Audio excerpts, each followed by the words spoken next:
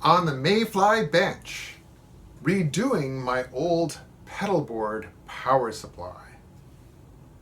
So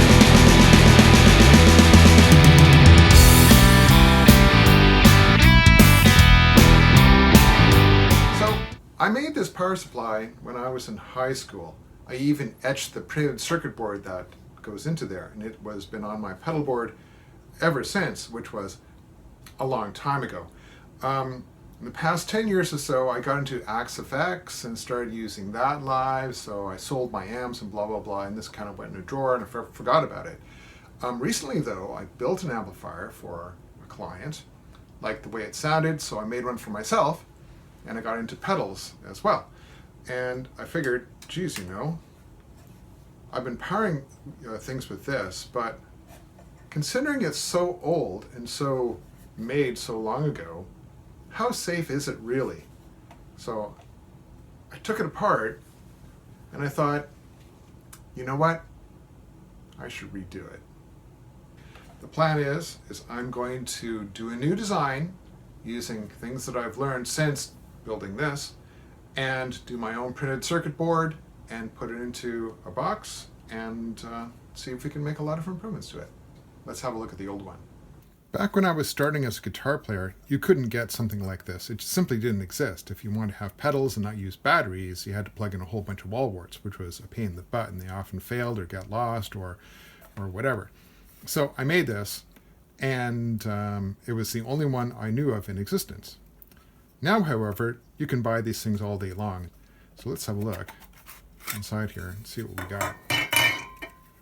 Wow. Okay, so if memory serves me correctly, ooh, some guns there. This transformer came from a clock radio. I see I've got the neutral going to the fuse instead of the line. That's not right. I'm glad I've got this grounded though. Okay, I got a heat sink to a regulator. Okay, so this is an adjustable voltage regulator. And if I remember, this is really, really touchy. If you turn just a little bit, it'll go from 9 volts to like 15 volts. Crazy wires everywhere. That cap is probably, well, dead by now. Some regulators. There's my output jacks. There's the board. So looking at this thing, these days I can do much better. I can make it safer. I can make it probably smaller, more performance, and little less, well, frankly, little less janky looking. When I start doing electronics design specifically tailored for a printed circuit board, this is where I start.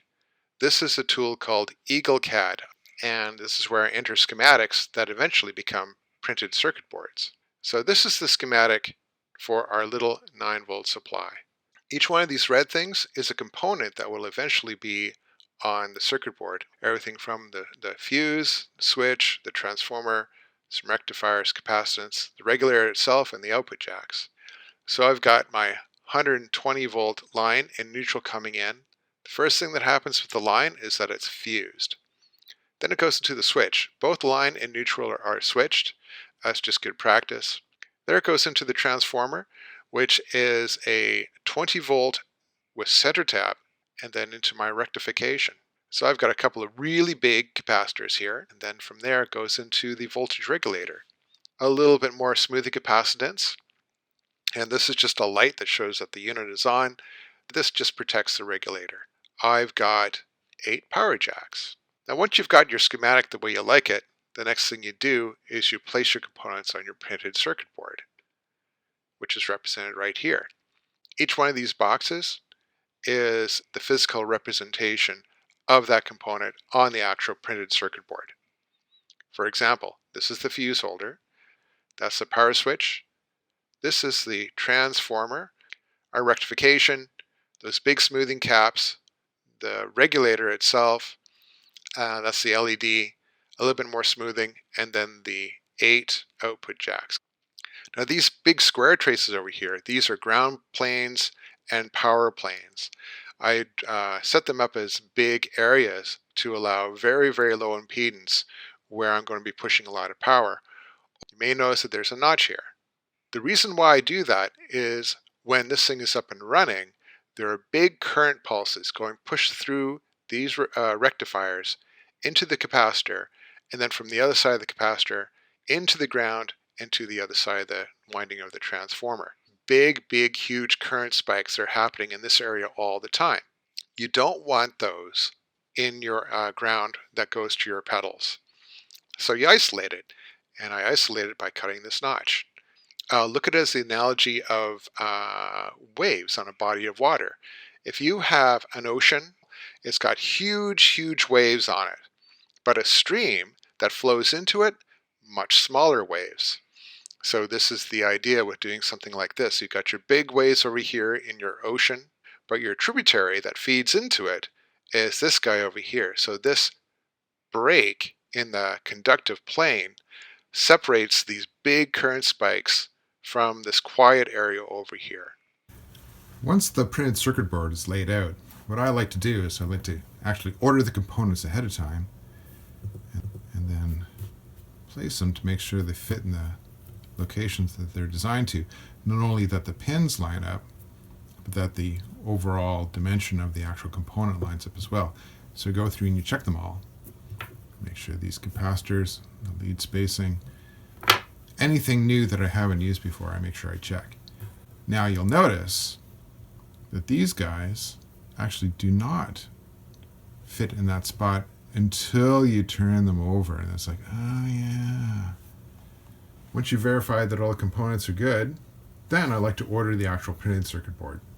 While we're waiting for the printed circuit board to come in, another thing that we could do is drill all the various holes on the top of the enclosure. This particular enclosure, I chose it because it's a Hammond unit made in Guelph, Ontario.